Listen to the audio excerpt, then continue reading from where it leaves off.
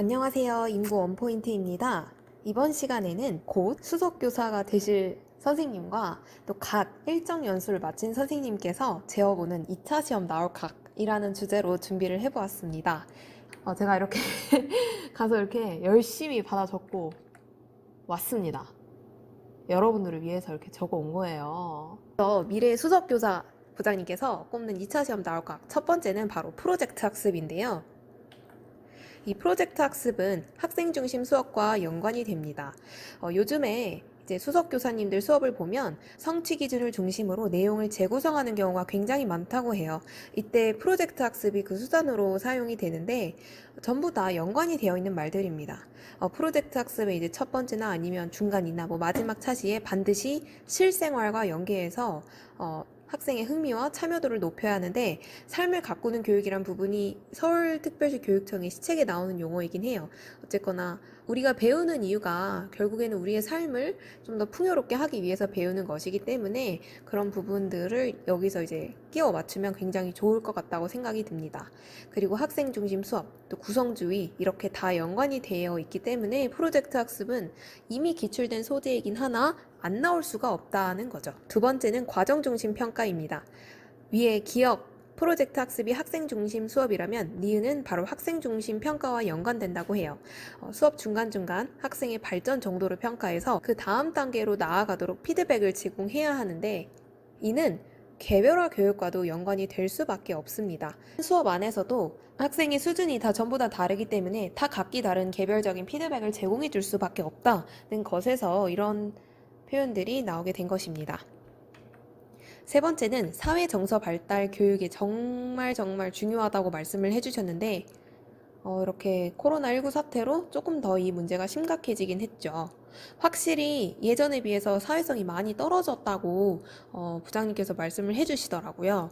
그래서 이렇게 공감과 소통 능력이 결여된 경우가 많으니까 이런 부분을 어떻게 교실 안에서 함양할 수 있는 교육을 우리가 준비할 수 있을까? 이런 것들을 반드시 생각을 해보는 게 중요하다고 합니다. 저 같으면 뭐 프로젝트 학습을 한다든지 협력 종합 예술 활동을 한다든지 아니면 창의적 체험 활동 시간을 활용해서 뭔가 자율활동 때 친목을 다질 수 있는 그런 학급 전체가 참여할 수 있는 그런 프로그램을 한다든지 이런 것들을 생각해 볼 수 있을 것 같아요. 다음은 교실 안에서 배움이 느린 학생을 어떻게 할 것인가에 대한 것인데 배움이 느린 학생, 쉽게 말해서 기초학력 부진 학생입니다. 그런데 이제 우리는 뭔가 부진하다, 뭔가 결손되어 있다 이런 부정적인 용어보다는 그냥 배움이 느리다라고 조금 순화해서 시책 용어에서는 사용을 하더라고요. 어쨌든 이 기초학력 관련해서 다양한 외부 강사 지원과 프로그램이 있지만 결국에는 교실 안에서 기초학력 부진 학생을 어떻게 할 것인가에 대해 꼭 고민을 해보면 좋겠다고 말씀을 해주셨어요. 결국에는 이제 수준별 맞춤형 학습이 그 해결책이겠지만요. 그래서 시책을 보시면 굉장히 중요하게 다루고 있는 부분인데 한번 보실게요. 모두의 가능성을 여는 책임 교육. 이 거대한 큰 줄기 중 하나로 나오고 그 안에서도 두 번째, 모든 학생의 학력을 책임지겠습니다. 부분. 그 안에서도 첫 번째, 기초학력 책임지도. 그 안에 이렇게 내용들이 나와 있는데 제가 지난번 영상에서 말씀드렸다시피 이런 시책은 반드시 그림 부분, 표 부분을 주의 깊게 보셔야 돼요. 그래서 이 부분 꼭 챙겨 가셔야 되고 그 아래도 사실 다 챙겨 가셔야 됩니다. 이 중에 저는 여기 다중지원팀 업무도 하고 점프업이랑 키다리쌤이란 업무도 제가 하고 있습니다. 살아있는 진짜 살아있는 이야기예요, 여러분. 이게 진짜 그냥 글자로만 남아있는 게 아니라 다 살아있는 이야기입니다. 네, 이렇게 보시면 되고요. 가끔 저희 구인공고에 계속 막 기초학력 강사, 1, 2학년 뭐 수학 강사, 국어 강사 막 뽑잖아요. 그게 다 이것 때문에 나온 거거든요. 아래 상세보기 링크에 서울교육 나침반 블로그 링크를 걸어둘게요. 자세하게 꼭 읽고 꼭 여러분의 언어로 정리를 하셔야 돼요. 진짜 잘 되어 있거든요. 그래서 다른 지역이다 하더라도 내용 정리 측면에서 이것을 꼭 볼 필요가 있다고 생각합니다. 다음으로는 블렌디드 러닝인데 이걸 크게 두 가지 측면에서 말씀을 해주셨어요. 이제는 블렌디드 러닝이 확장되고 있다 이런 말씀을 해주셨어요.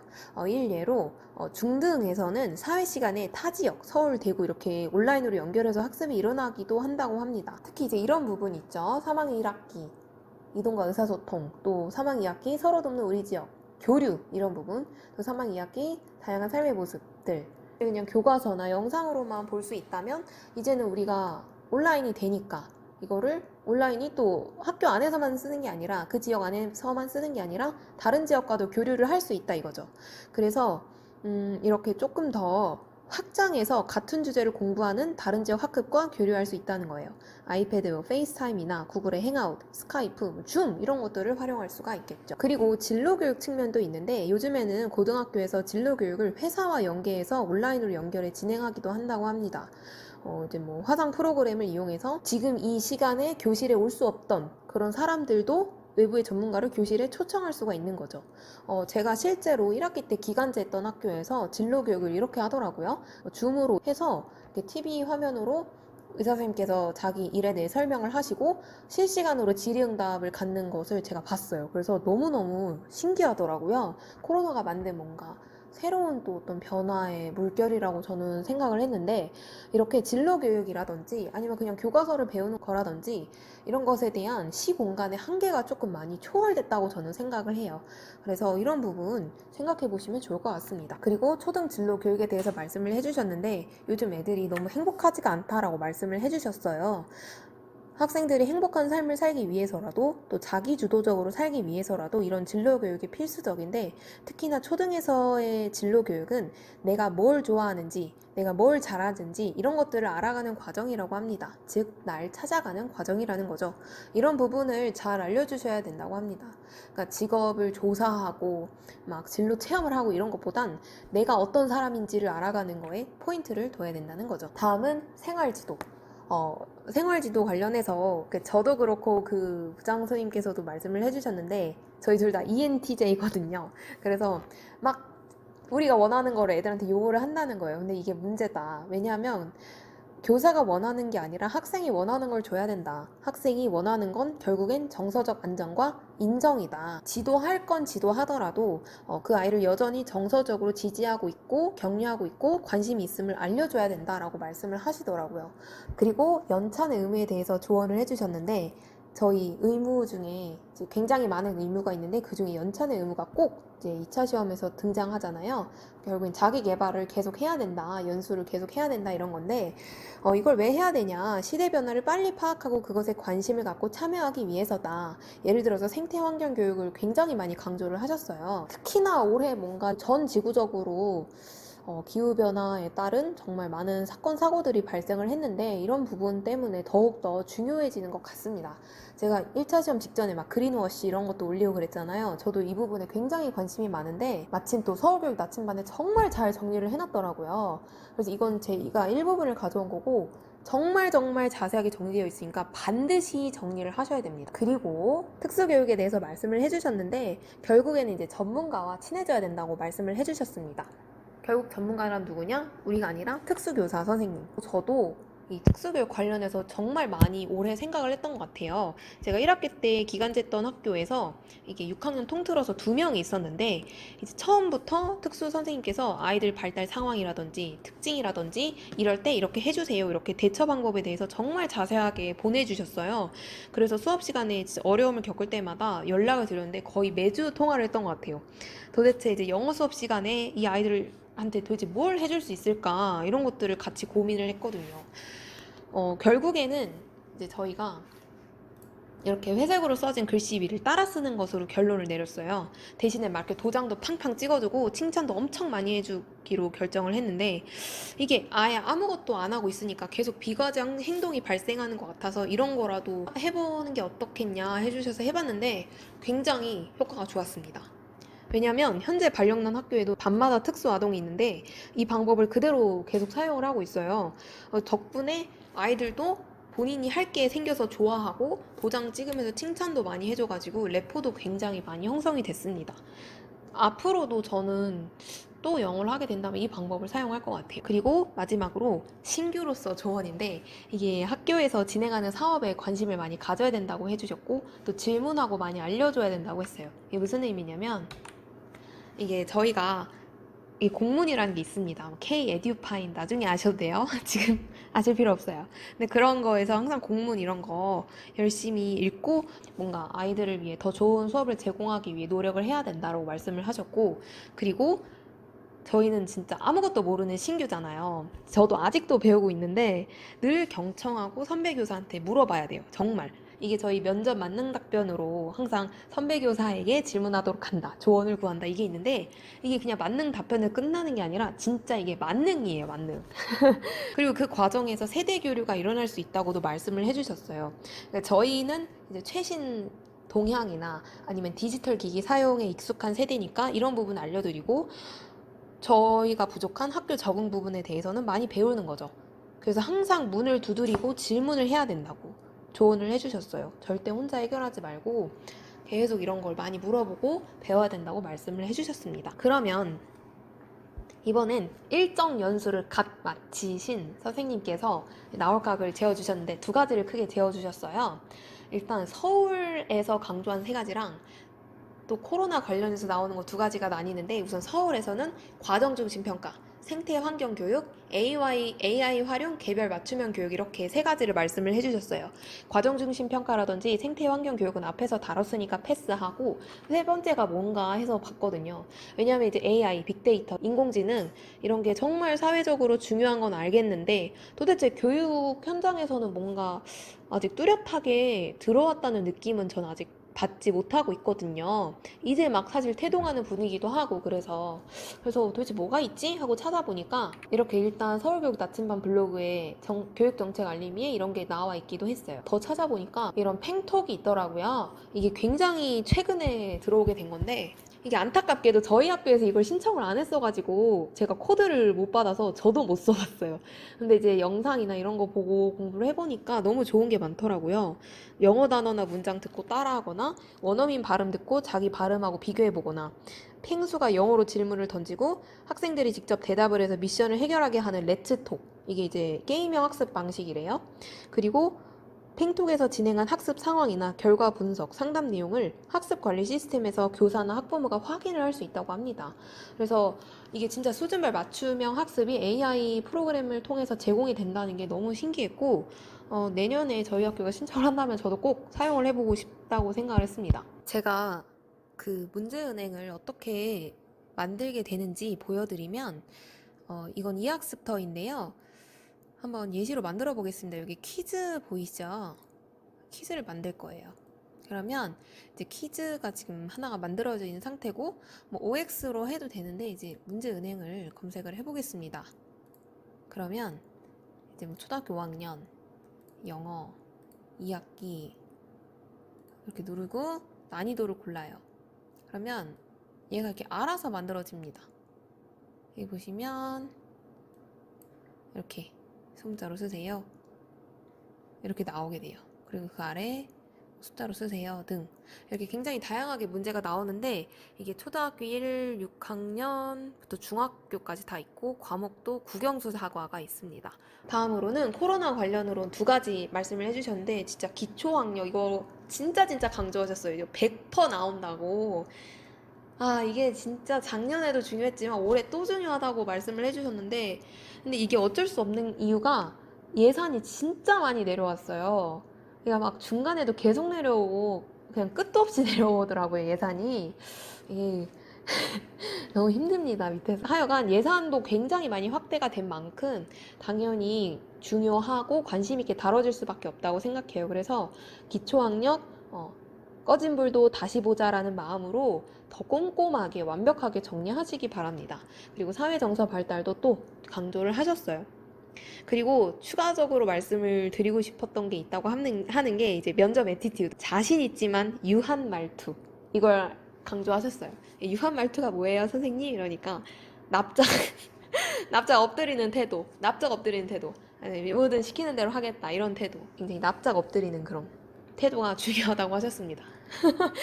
그렇게 해서 진짜 내년에 곧 수석교사가 되실 선생님과 간 일정 연수 마친 선생님께서 2차 시험 나올각을 재어주셨는데요. 향후에 또 저희 동학년 선생님들을 한번 동학년 회의 때 한번 또 여쭤보도록 하겠습니다. 여러 가지로 정말 많이 준비를 하고 있어요. 그래서 계속해서 관심 많이 가져주시면 감사하겠습니다. 그럼 다음에 또 만나요. 안녕. 안녕하세요. 임고 원포인트입니다. 이번 시간에는 2차 시험과 관련 지어보는 실제 학교 현장 이야기라는 주제로 찾아뵙게 되었습니다. 저의 눈으로 제가 본 학교 현장이 어떻게 보였는지 그것들을 2차 시험과 한번 관련 지어서 이야기를 해보려고 합니다. 크게 5가지를 준비를 해봤는데요. 첫 번째는 만들어가는 교육과정. 그러니까 학생 참여 선택 활동이라고 서울시 책에는 나와 있을 텐데 그것과 두 번째 영어 수업에서의 게임, 세 번째 원어민 코티칭, 2번, 3번은 특히나 이제 영어 수업 실현 이후에 이어지는 영어 면접에서 충분히 다뤄질 수 있는 주제라고 생각합니다. 그리고 네 번째 책임 교육 관련해서 이제 기초학력 관련해서 말씀을 드리고, 다섯 번째로 제가 최근에 이제 정규 허가를 드디어 받았는데 이거 관련해서 정말 할 얘기가 많은데, 뭐 나름 면담하는 과정에서 되게 유의미한 또 아이디어를 제가 얻었어요. 그래서 이거 관련해서도 또 말씀을 드리려고 합니다. 먼저 학생 참여 선택 활동이자 만들어가는 교육과정. 그래서 서울 버전으로는 학생 참여 선택 활동이고, 아마 제가 기억하는 게 맞다면 경기도 교육청에서는 이걸 만들어가는 교육과정이라고 부르는 걸로 알고 있어요. 물론 바뀌었을 수도 있습니다. 관련해서 제가 실제로 한번 실천을 해봤어요. 사실 1학기 때 기간제로 들어가고 또 2학기 때 중간에 9월에 발령이 나서 들어간 자리 입장에서는 이미 뭔가 세팅되어 있는 거에 내가 그거를 그대로 따라서 진행하면 되는 경우가 굉장히 많았는데, 아예 제가 제로부터 시작한 거는 이게 처음이었어요. 바로 기초학력 관련해서 신설된 점프업 방과후 프로그램이 있는데, 제가 영어 전담이다 보니까 5학년 학생들에게 희망을 받아서 소규모로 조직을 하게 됐습니다. 이때 저는 뭔가 소규모인 만큼 아이들이 진짜 원하는 게 뭔지, 그래서 그걸 최대한 반영한 교육과정을 짜고 그걸 바탕으로 아이들을 지도를 하고 싶었어요. 그래서 설베이를 통해서 교육과정을 같이 짰는데, 이게 저는 제가 2차 시험을 공부하면서 알게 되었던 바로 그 만들어가는 교육과정, 학생 참여 선택 활동이라고 생각합니다. 보여드리면, 우선 이거는 서울 시책 관련해서 이게 있어요. 그래서 같이 보면 학생이 능동적으로 참여하여 학습 내용과 방법 등을 선택, 학생들이 배우고 싶은 수업 내용으로 교육과정을 재구성하여 운영, 이 부분이 있는 걸 확인할 수 있습니다. 그래서 이렇게 설베이를 받았어요. 이거 제가 직접 만든 건데, 애들한테 이제 뭐가 가장 기대가 되냐 이런 것들을 가지고 첫째 시간 때 이제 돌아가면서 이야기를 했습니다. 이렇게 이야기를 심층적으로 하고요. 그리고 나서 이건 제가 짠 교육과정인데 지금 이제 벌써 반절 정도 왔네요.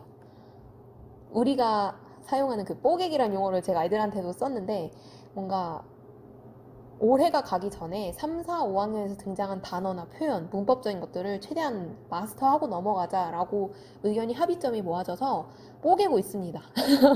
약간 직접 교수법 많이 쓰고 있어요. 단어 시험도 보고 뭔가 열심히 하려는 애들만 모였기 때문에 이게 가능한 것 같고요. 그래서 2번 하면은 한 학기가 끝납니다.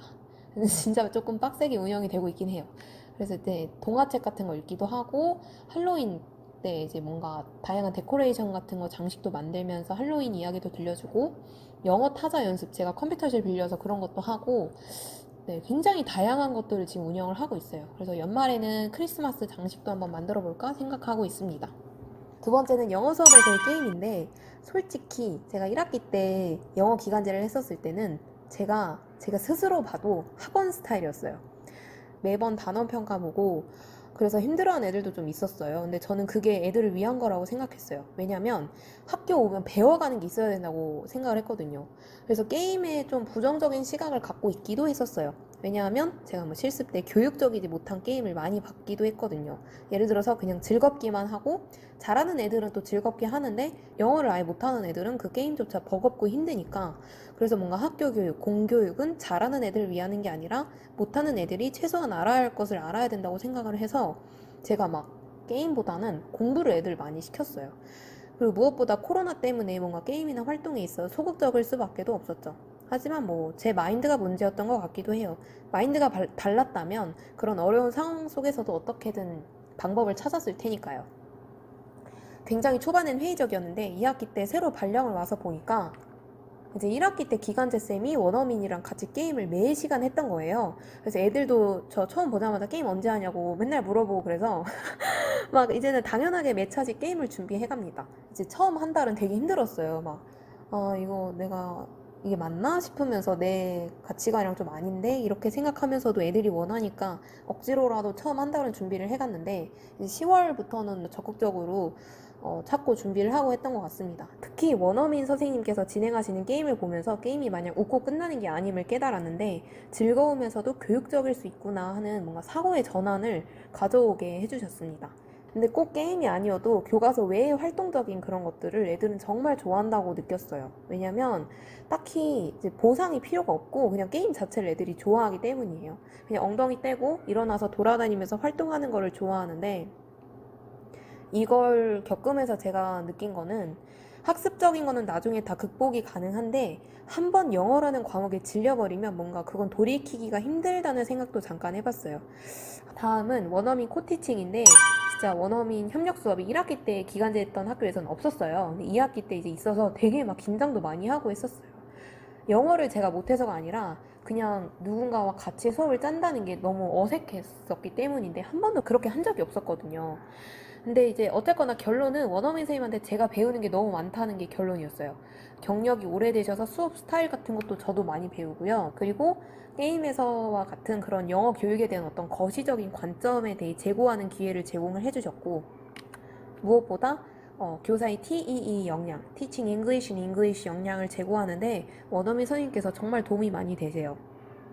덧붙여서 이제 한 단원에 한 번씩 컬처와 관련된 내용을 원어민 선생님께서 더 다양한 자료나 영상 같은 걸 준비해서 애들한테 소개를 해주시는데, 그러면서 자기 나라 이야기도 해주실 수밖에 없거든요. 근데 애들이 진짜 아주 신기해하고 좋아해요.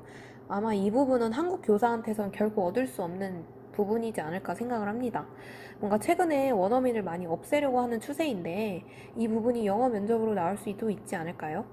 또 우리 학교 원어민 선생님은 진짜 괜찮으신 분에 속하다는 걸 최근에 알게 되었는데, 다른 학교는 아닌 분들도 많은 것 같더라고요. 관련해서 원어민의 수업 능력이 부족할 때 어떻게 이 부분을 해결할 것인가, 이런 것도 한번 생각해 보시면 좋을 것 같아요. 네 번째는 책임 교육입니다. 제가 계속 강조하고 있는 바로 이 기초학력 신장인데요. 이 중에 저는 점프업 키다리쌤 후미 관련 업무를 하고, 그리고 다중지원팀 기업 및 후미 업무를 지금 맡고 있습니다. 일단 이 책임교육에 대한 제 생각을 좀 말씀을 드리면, 서울특별시 교육청 업무 지침에 나오는 책임교육, 쉽게 말해서 기초학력 신장이죠. 관련된 세부 업무가 정말 많은데 최근에 더 늘어나고 예산도 증액된 이유는 코로나19 사태로 기초학력 부진, 학습 결손이 심각해졌기 때문입니다. 실제로 줌 수업을 하다 보면 정말 애들의 영혼이 다른 데 가 있는 것 같은데, 내가 아무리 랜선으로 말해도 어떻게 되지 않는 경우가 많아요. 그냥 아예 화장실 간다고 안 돌아오는 애들도 너무 많고, 그냥 정신이 다 다른 데 가 있는 것 같아요. 대면 수업이면 눈 마주치고 이 아이가 내 말을 경청하게 한 다음에 지도를 할 수가 있는데, 줌 수업은 그게 안 돼요. 진짜 화장실에서 안 돌아오는 애들도 있고, 얼굴에 비치는 불빛이 달라지기도 하고, 그러니까 컴퓨터로 다른 영상을 보고 있다는 거죠. 또 지금 전혀 재미있지 않은 상황인데 혼자 막 갑자기 보고 있어요. 딴 거 보고 있다는 얘기죠. 이거 관련해서 정말 담임 선생님들을 비롯한 많은 선생님들께서 고민이 깊고 또 고생이 많으신 걸로 알고 있어요. 아무쪼록 점프업 키다리쌤 같은 경우에 올해 생긴 거니까 패스하더라도, 제가 이제 수험생인 시절에는 다중지원팀 단원은 공부했던 기억이 나서 처음에 이 업무를 받았을 때 약간 내적으로 혼자 반가웠어요. 너가 바로 다중지원팀이군, 이렇게 실체를 마주친 느낌이었습니다. 이게 뭐냐면, 학교의 많은 구성원들이 이 한 아이를 위해서 서로 머리를 맞대며 집단 지성을 발휘하는 과정이에요. 그래서 교감 선생님, 지역사회 전문가, 기초학력 강사, 보건선생님, 담임선생님께서 해당 학생들에 대해 돌아가며 조언을 해주시는 건데, 지난번 회의 때보다 얼마나 더 발전했거나 아니면 더 힘들어졌는지, 이 아이에게 제공해줄 수 있는 외부 기관 연계 프로그램은 뭐가 있는지, 부모님 상담 결과는 어떤지에 대해서 서로 아는 한 최대한 지원을 많이 해주세요. 그리고 꼭 문제가 완벽하게 해결되지 못하더라도, 그러니까 사람 문제가 이렇게 저희가 회의 한 번 한다고 해결되면 얼마나 좋겠어요. 근데 사실 이 회의의 대상이 되는 아이들은 단순히 학습 결손만 문제가 있는 게 아니라 가정적인 문제도 있고 굉장히 복잡하게 여러 가지 문제가 얽혀 있어요. 가정적인 문제, 경제적인 문제, 부모 지원적인 문제도 그렇고 그래서 이게 회의 한 번으로 해결은 되지 않아요. 하지만 뭔가 점진적으로 시간이 지나면서 조금이라도 개선된 게 있으면 그런 것들을 나누게 되는데 어, 이렇게 꼭 문제가 완벽하게 해결되진 못하더라도 서로가 서로한테 조언해주고 힘든 거를 공감해주고 이러는 걸 느끼는 과정 자체만으로도 저는 이게 되게 중요하다고 생각을 하거든요. 담임선생님들께서 그 아이에 대해 혼자 계속 고민을 하기보다 말을 하는 과정에서 뭔가 나만 이렇게 힘든 게 아니구나 하는 그런 공감과 위로를 주고받는 그런 장이 되지 않나 생각을 해봤습니다. 마지막은 교원 유튜브 활동인데요. 작년에 관련 지침이 공문으로 한번 나왔는데 너무 대략적이어서 올 10월에 조금 더 구체적으로 좀 꼼꼼하게 공문이 나왔어요. 올해 말까지 계도 기간이고 내년부터 본격 시행이라고 합니다. 어쨌거나 이건 늘 화두이고 또 요즘 애들 장래희망 우선순위에 항상 늘 유튜브가 들어가니까 나올 수 있겠죠. 그리고 저도 최근에 구독자 1000명, 시청시간 4000시간이 넘어서 교감 선생님, 교장 선생님께 말씀을 드렸는데 긍정적으로 봐주셨고 그리고 지난 11월 15일에 인사위원회를 통해서 최종 승인이 났습니다. 면담을 하면서 공문의 1번에 나온 목적에 대해서 여쭤보셨어요. 그러니까 진짜 마치 신체 면접을 보는 줄 알았습니다. 김 선생님, 이게 어떻게 교육의 질 제고와 연관되죠? 이렇게 저한테 여쭤보시더라고요. 그래서 저는 이렇게 답을 했습니다. 혹시 나중에라도 여러분들이 채널을 운영한다면 그게 어떻게 교육의 질 제고와 연관될 수 있는지 생각해 보시면 좋을 것 같아요. 이건 제 답변이니까 참고해보세요. 우선 임용고시라는 것 자체가 학교 현장에 대한 시험이기도 하다. 그래서 후배님들 임고를 도와주면서 1차 시험에서는 내가 전남인데 지금 맡고 있지 않은 과목의 내용도 계속 살펴볼 수밖에 없고 그러면서 어느 정도 그런 교과 학습에 대한 지적 능력이 유지가 된다. 다음으로 2차 시험 도와주는 걸 준비하면서 최근에 교육과정이 바뀌고 있는데 이런 것에 대해 계속 귀를 기울이고 관심을 가져야 후배들을 제대로 도와줄 수가 있다. 만약에 내가 이 채널을 운영하지 않았다면 뭔가 안일한 태도로 임했을 수도 있다. 실제적으로 교육과정이 구현되고 교과서가 바뀌고 관련 공문이 내려와야 그제서야 준비하는 그런 교사였을 수도 있다. 그런데 이제 이렇게 능동적으로 변화하는 교육 이슈에 늘 관심을 가지게 된다. 왜 변화하는지, 어떻게 변하는지 알고 있는 것 자체만으로도 나라는 교사 개인을 통한 교육의 질 제고가 된다고 생각한다. 덧붙여 2차 시험을 도와주려면 시책 또한 계속 알고 있어야 하는데 이런 부분이 내가 업무를 수행함에 있어서 도움을 준다. 일례로 내가 지금 기초학력에서 다중지원팀 회의를 여는 것을 담당하고 있다. 그런데 만약에 내가 시책에 대해 시험 공부할 때만 벼락치기로 공부를 하고 잊어버렸으면 이 업무를 함에 있어서 그냥 업무로 여기고 수동적인 자세로 임했을지도 모른다. 본질을 놓쳤을 수도 있다. 하지만 내가 시책을 계속 이해하고 있다 보니 왜 이 다중지원팀이 등장하게 되었는지 그 맥락을 이해하고 있어 보다 큰 그림을 그리면서 업무를 수행할 수가 있다. 회의 진행자로서 임할 때도 기계적으로 회의를 진행하는 게 아니라 그런 맥락을 고려한 회의 진행이 가능하다. 그래서 나는 내 채널이 교육의 질 제고에 기여한다는 것에 확신한다. 이렇게 말씀을 드렸어요. 여러분도 한번 참고해보세요. 이렇게 해서 크게 5가지 실제 학교 현장 이야기와 관련 지어서 제가 2차 시험 이야기를 해보았는데요. 한번 여러분들에게 좀 의미 있는 시간이 되었기를 바랍니다. 감사합니다.